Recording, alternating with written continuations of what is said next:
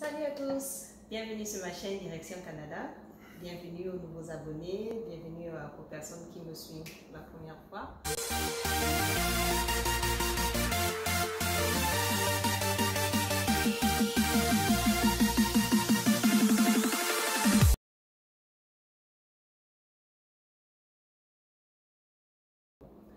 Alors aujourd'hui, le sujet de la vidéo d'aujourd'hui concerne votre installation quand vous arrivez au Québec et je prendrai mon exemple pour la ville de Gatineau, spécialement l'installation à Gatineau, dans la région du Québec. Alors vous allez remarquer que je vais lire ce que j'ai fait comme recherche, c'est parce qu'il y a beaucoup d'informations que je vais passer aujourd'hui. Et j'ai fait mes notes pour que je n'oublie aucun point essentiel. Donc, ne soyez pas surpris quand vous allez me voir baisser la tête. Alors, pour une bonne installation, tout commence déjà par établir un budget. Et pour établir ce budget, il vous faudra avoir certaines informations vraiment importantes. Je veux parler du logement, du transport. Le premier point que je vais aborder, c'est celui du transport. Quand vous allez arriver au Canada et ensuite vous diriger dans la ville où vous devriez vous installer, vous avez besoin de dépenser de l'argent pour votre transport. Alors, cela dépend aussi des circonstances dans lesquelles vous arrivez, parce qu'il y a certaines personnes, quand elles arrivent, elles ont déjà des connaissances ou bien de la famille qui les attend à l'aéroport, qui va venir les chercher. Donc là, elles n'auront peut-être pas besoin de dépenser. Mais pour ceux qui n'ont personne qui viendra les chercher à l'aéroport, donc il serait bien de mettre un montant dans le budget que vous aurez à faire. Pour le transport, tout dépendra du moyen de transport que vous aurez à prendre. Il y en a qui viennent seuls et qui peuvent prendre du bus.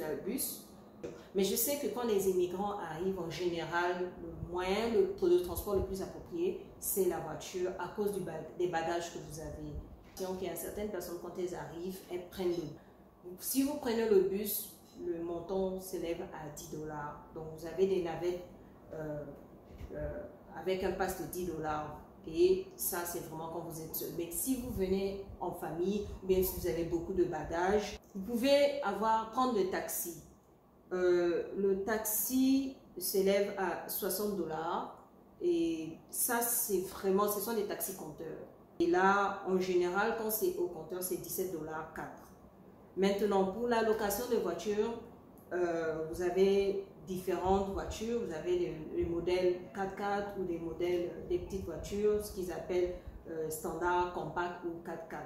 Et en général, le prix varie entre 600 $ et 800 $.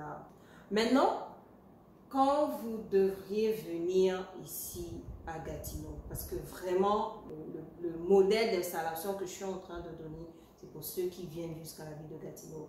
Maintenant, de Montréal à Gatineau, là encore, il y a un autre montant à payer parce que c'est le transport que vous allez prendre.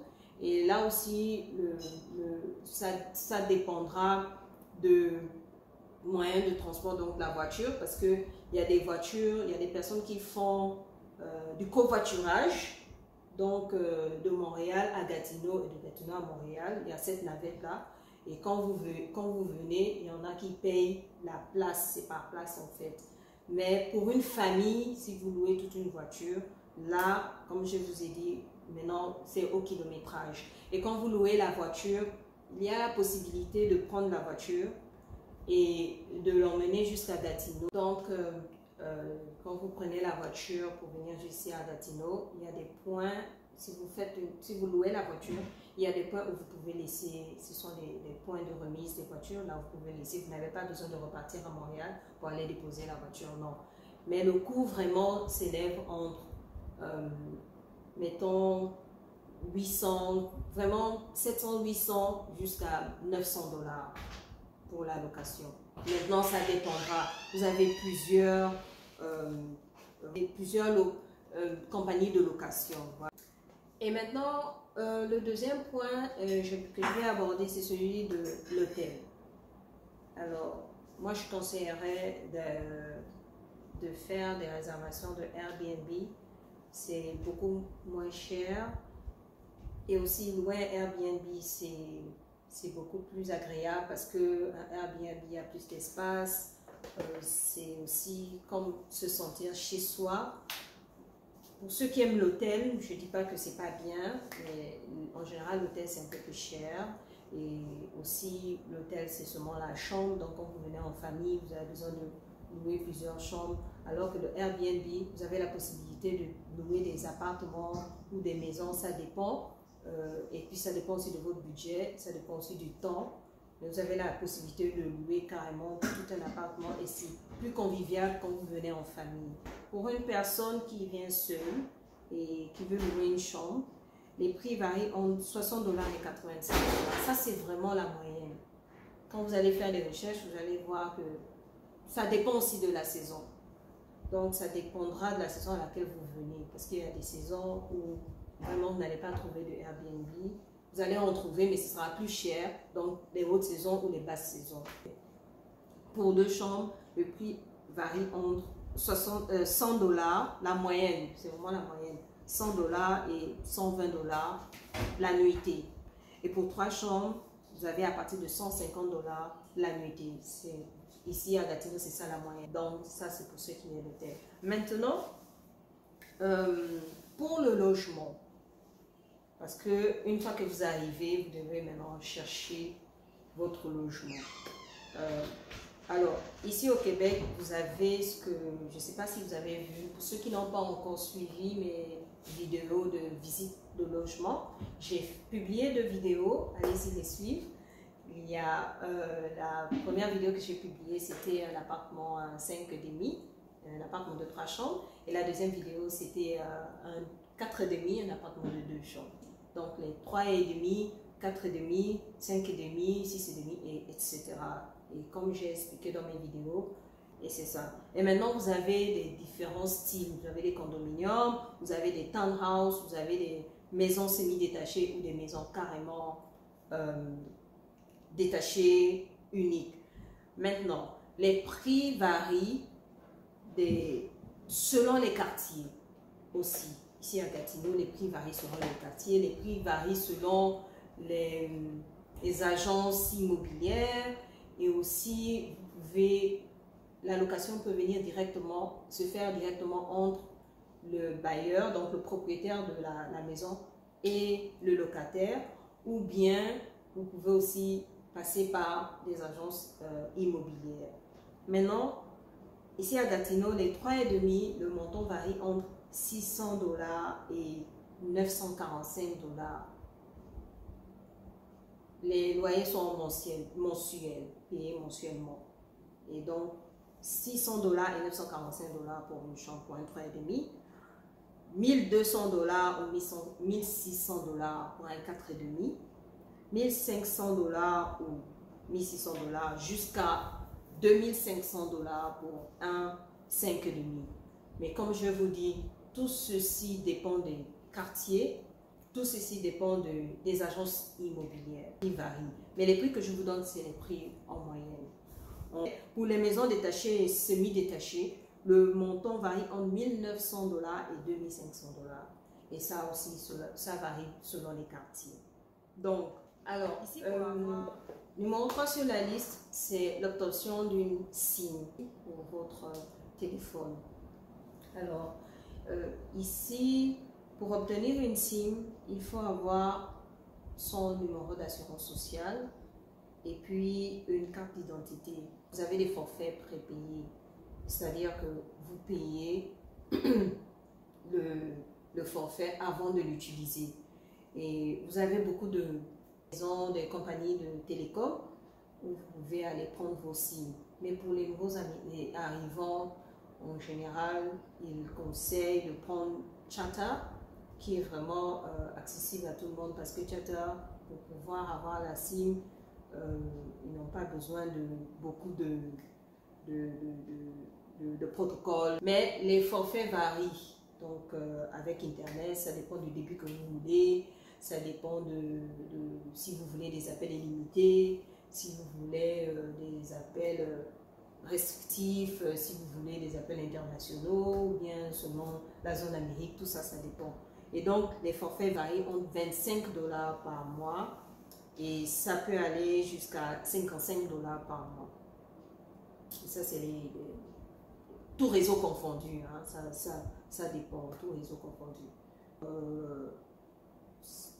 Dépendamment aussi du nombre de débits que vous voulez, ça peut monter jusqu'à 65 $, oui, 65 $ par mois.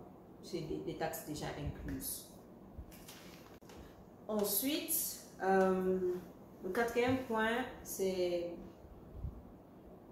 Internet, prendre Internet à la maison et aussi les utilitaires comme l'électricité, le chauffage, parce qu'il y a des appartements ou des maisons qui sont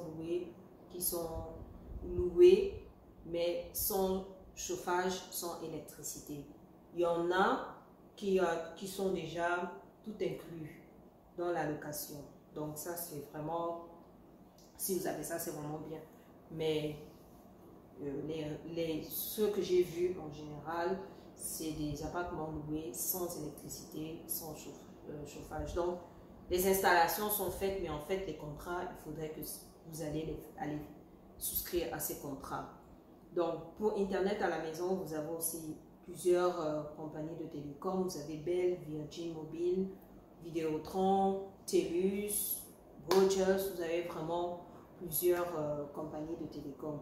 Et là, pour Internet à la maison, le montant varie entre 50 $ et 80 $. Ensuite, pour l'électricité, quand vous souscrivez à Hydro-Québec, il faut compter 120 $ par mois.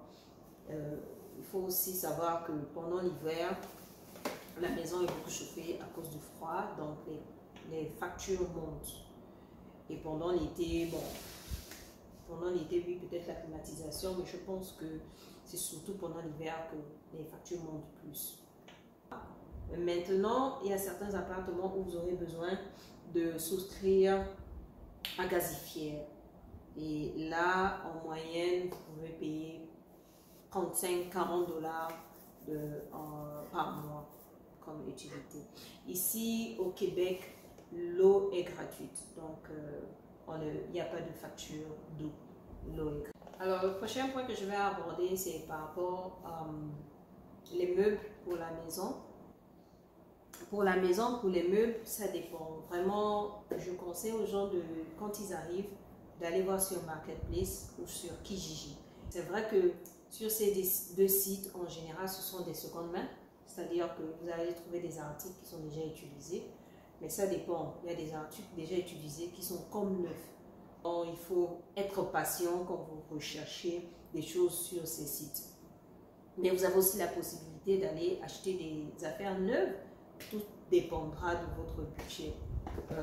Vous avez beaucoup d'endroits où vous pouvez aller acheter votre mobilier et puis aussi des électroménagers.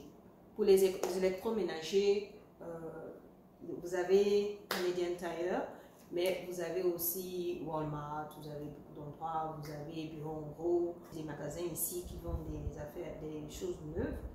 Mais comme je vous dis, sur Marketplace et sur Kijiji, vous avez aussi la possibilité de trouver des choses.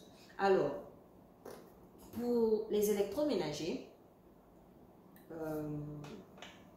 il y a des endroits ici à Gatineau où vous pouvez acheter des ensembles, c'est-à-dire qu'il y a des magasins qui vous vendent en lot le réfrigérateur, la cuisinière,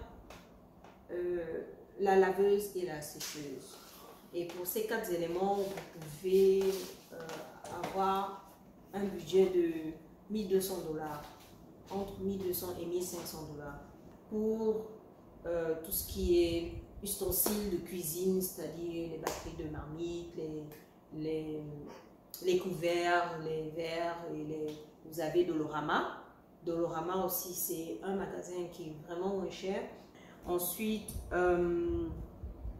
pour tout ce qui est matelas, salon, canapé, table à manger, bon, ça aussi, il faudrait un budget de entre 500 et 1000 dollars parce que ça dépendra de là où vous allez acheter ça. Si vous voulez du neuf, si vous voulez de l'occasion déjà utilisé. Ensuite,